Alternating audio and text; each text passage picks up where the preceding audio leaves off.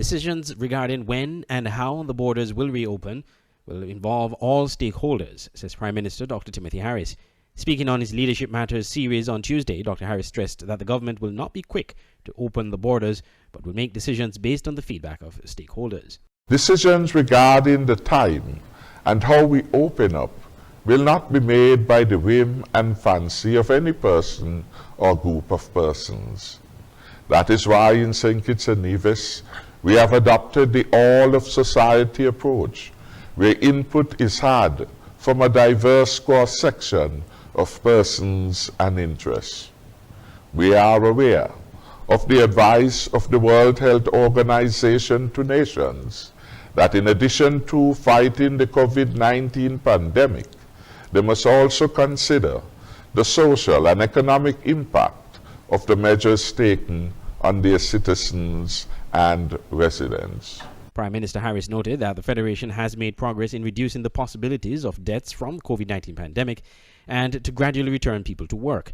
He said that the same procedure will be adopted as it relates to reopening the hospitality sector. This is the most challenging, since this calls for the opening up of our borders to larger and more regular influx of persons, many of whom will be returning from areas which are coronavirus hotspots, meaning that the likelihood that they will transmit the virus on arrival is greater. If we are not careful in opening up our borders, the consequences could be severe. We could experience, for example, the overwhelming of our limited quarantine facilities, the overwhelming of our security forces in managing quarantine facilities at several locations, the overwhelming of our health sectors, and eventually many persons can die. Our approach must be that we will do things properly.